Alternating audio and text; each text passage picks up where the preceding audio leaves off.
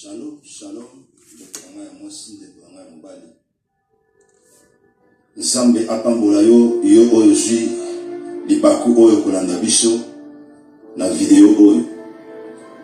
Vraiment prière na ngai ya pokwa oyo que Dieu puisse te bénir. Nzambe a visité yo. Souci na ezali ete o comprendre nini oyo Nzambe alingi apesa yo. Oyo Nzambe alingi a communiquer yo na pokwa oyo. To yé lelo côté ya te, mais to yé lelo ko partager une révélation que le Seigneur nous a donné. To yé to partager na yo. Yo oyo ozan habitude ya kosombaka biloko sur internet. Kosombaka biloko na ligne. Nzambe alingi atalisa yo eloko moko ekoki ko sauver vie na yo. Peut-être ozalaka ignorant. Dieu fait sa grâce à qui il veut. Et c'est que si Nzambe a partagé dans la révélation oyo. Yango na ina kabula na yo. Mais avant de sa révélation na biso, na kosenga na yo o prier et longo na biso. Totika moment o na boko na Nzambe et bonela Nzambe pe a disposer yo pour que révélation oyo efana na motema na yo et pesa yo mayele parce que la révélation est claire et dans l'intelligence. La Bible dit au simple. Il y a des gens qui croient dans la révélation. Si on dit que Nzamba lobaki, Nzamba talisa, Nzamba ngoazandenini oaikotalisa. Il y a des gens qui ne croient pas. Alors ceux qui ne croient pas, ça veut dire qu'ils sont des orgueilleux. Mais la révélation dans l'intelligence, surtout au simple. Togo de la Nzambe. Nzambe tata nabiso, au nom de ton fils bien-aimé Jésus. Tu es les sous-sous na Nzambe. Kotika moment où na maboko na yo, nous ne voulons pas parler ce qui vient de nous, Seigneur, mais te limito loba oyo e wuti e pai na yo. Nzambe yonde o lobela kibiso, yonde o communica ki makambo oyo e pai na ngai. O lobela ki ngai, pona lobela pepe na yo Nzambe, mutu nyonso aza kolanda, mutu nyonso aza kondima yango. Nzambe sala ingolu, Nzambe sunda ye, afin que l'ennemi ait le dessus de l'Ikolonaye. Nzambe to pas bonitan oyo. Moni mo su am vutsma. Moni mo su tu ya bondoki. Moni mo su tu e ko pesa ni gloire. E ko ya pona ko bloquer, ko freiner. Nzambe vidéo avec peuple na yo ba pambolama. Nzambe to paralyser yango, to neutraliser yango dans le nom puissant de Jésus-Christ de Nazareth. Kolotika gloire et son epai na yo. Yo oyo lingolo de la biso. Na kombo se moko ya kola Jésus Christ monde boye. Amen. Donc on a eu partager na yo révélation oyo. Vous le verrez que nazali debout na kati na ndaku parce que révélation monsieur salaka et salaka passe. Oko nzimati iloko mususu que to salaka to négligeaka to monaka na sima nango répercussion exacte. Tout le monde a la simanango et l'eau exaté. Ma quand je suis biso na bo moto, tout va kango normal. Il n'y a pas un péché. Il n'y a pas des inconvénients. Tout ça la kango mettre foi. Bien aimé, il faut qu'on ait partager na yo et le 21 mars na année 2022, le 21 mars. C'était très tôt le matin. Ennemi Nzambe ayaka kolobela ngai soki na lali Nzambe ko visitenga mingi à partir à 6 heures et na ba wana Nzambe ayiko pesa ngai vision moko nocturne ou pendant que je dormais ndeko na ngai na lali Nzambe azotalisa ngai naza na kati ya na Amazon Auto Yebi site Oyo, il y a vente sur internet. C'est presque partout dans le monde entier. Nzamba Talisingai, agence Oyo, il y a vente dans la ligne.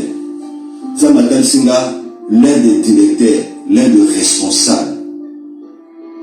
Il y a site Oyo Amazon, l'un des responsables. Au responsable aza kosala nini? Nzambe atalisi ngai ke ake na tribunal.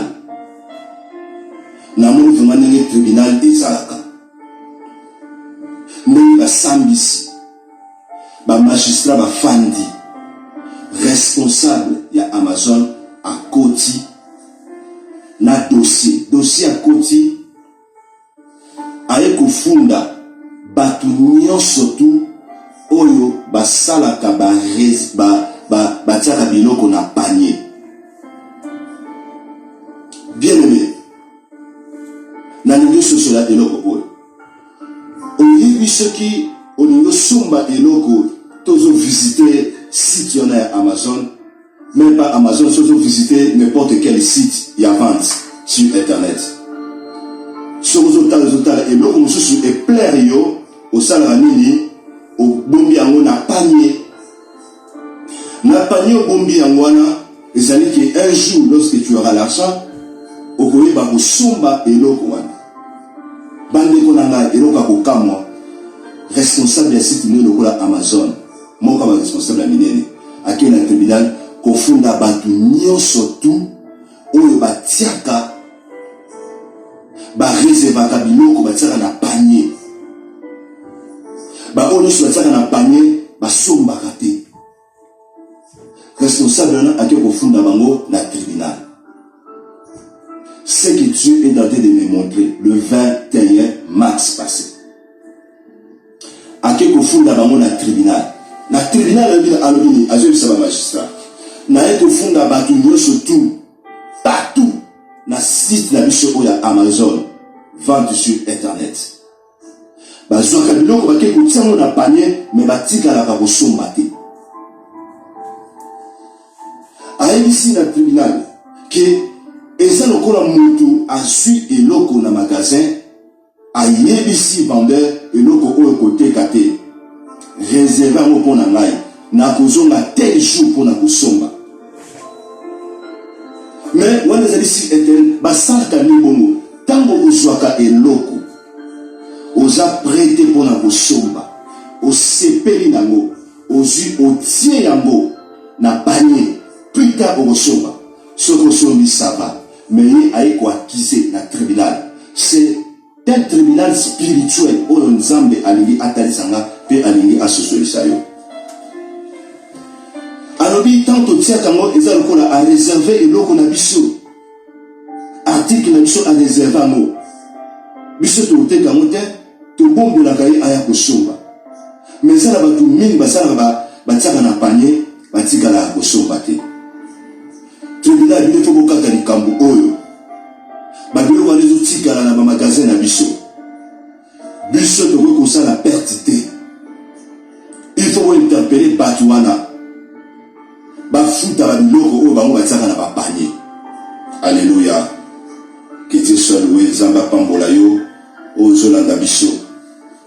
Nzambe atikaka bana na ete. Notre Dieu est un Dieu de révélation. Ata eloko ekundama Nzambe amonaka nyonso. Même le penser ya keri ya mutu Dieu le lit. Dieu le lit comme un livre. Bien aimé ndeko nango eza kolanda ngai eloko nini eleki tribunal ekati likambo balobi oui Amazon aza na raison. Comment batu bazwaka ba article ba objet batie na panier c'est comme au réservé eloko wana etekama te ozonga kosomba mais yo osombaka te.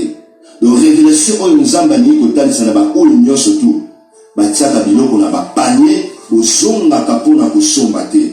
Vous savez que boyebi basite mingi boyebi bagrandes entreprises wana mingi boyebi esika force na bango esimbami te boyebi subasima na bango place ezali te boyebi te force mingi oyo bango basalelaka. Ntango oza koreserve babiloko na bango bozotia na panier bozosomba te.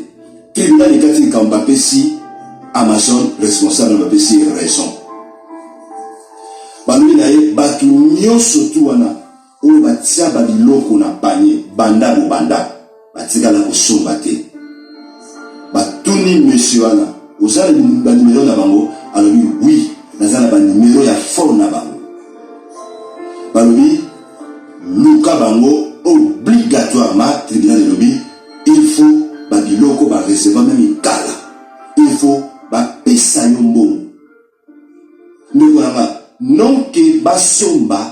Mais il faut ba futa. Quand vous futa, mais ose et l'on va monter. Zamatel Singa, monsieur Oyo, le responsable de Amazon, a bimi na katia ya tribunal. La moni, l'esprit m'apporte aussi. Si na katia bureau naïe, bureau mounene afandi, a tomboli téléphone fixe. A bandi kubenga batu nyonso tu oyo batia eloko na banye batikala kosomba te. A bengi bango nyonso tu a exige pe na babanki na bango bazwa mbongo batinda na compte ya Amazon. Ndeko na ngai ba découverte msusu oyo komona oyebi société mutu na makolo te. Salaire msusu oyo kozwa oyebi te comment est-ce que salaire esili pe osali eloko moko te. Ça veut réaliser tes projets. Mbongo msusu oyo kozwa oyebi te kaka siko mbongo ekei. Mais nzoka batu wana lokola bazaki déjà autorisation. Il y a tribunal et yo lokolo tiaka eloko moko na panier osomba te. Bazali obligé ko bazwa mbongo na bango. Mais bazwa mbongo ndenge nini? Est-ce que si babenga yo? Est-ce que si babenga yo? Baba Messe Geraldo Jerry. Et là, vous avez un panier à Osomba, il y a Kosumba, Batika Kobenga Yote. Mais comment est-ce que, parce que autorisation, il y a Kosombo, même, na banque là. Osomba, on a ma casse. Mais ça qui va payer ça, il y a parce que Osombo, on a bango, d'une manière spirituelle. Au besoin pour récupérer, yo, Otsaka, et l'eau qu'on a panier, sachez que Osomba, tantôt d'une manière, tantôt d'une autre. Na ba dépense sur salaka inutile otika la koyebate nzoka bato na ba récupérer mbongo na bango. Nzambe alingi akebisa bana na ye mwana oyo azana mayele kaza na bososo ndeko na ngai ezala Amazon ezala site nyonso tu oyo vente en ligne ezalaka vente sur internet ezalaka soki ozali prêter kolula te ozwa eloko otia na panier. Ça peut t'écouter ta finance. Ça peut t'écouter. Ça peut écouter aussi ton économie. D'une manière spirituelle. Oui, mais tu es bon, on s'est dans le côté. Tu es bon, on est bungi. Oui, mais tu es bon, on est bon, on est batté. Parce que, bah, je vais récupérer. Je ne sais pas. Est-ce que, bah, vous récupérer, quand on n'est plus à les alliés, ou bah, vous récupérer avec intérêt. Oui, je voulais oublier. Gloire au Seigneur. Gloire au Saint-Esprit. Parce que monsieur Nalobi, il faut récupérer bon la bango avec intérêt. Yo sombate utsaka article na panier. Mais va récupérer bon la bango et pas na yo avec intérêt. Mais va récupérer comment? D'une manière spirituelle. Yango va vite nous sous ce monde, va dépenser nous inutile, va perdre nous sous d'une manière ou d'une autre. Et je vous donne ma cambouana. Nzamba linga benda mwana na yemoko litoi. Aïba ete. Ce que vous en a posé ya iloko, vous en a bon côté. Bondela nzambe. Kotsa la source iloko na pagnete on a bosomba sima. Dieu a parlé à un cœur. Dieu a parlé na litoi moko. Nzamba nobeli na chrétien moko. Ajo mayele. Ce qu'on néglige yango au monde zali pamba. Deko nzambe apambola yo. Voilà où nzambe peut surtout partager na yo. Il y a beaucoup de choses que le Seigneur nous communique. Tokozwa katango. Ce qui nzambe peut c'est là. A pesibiso tango togoleka to partager na yo par révélation. Le temps où nous vivons, les habitants de la révélation. Les habitants de la révélation. Parce que diable a changé tactique, a changé système. Nous tendons vers la fin de toutes choses. Diable a multiplié ma cambe belé. Diable a connu ce qu'on s'est camouflé la façon dont on détecté. Nous avons besoin du Saint-Esprit. Nous avons besoin de la révélation.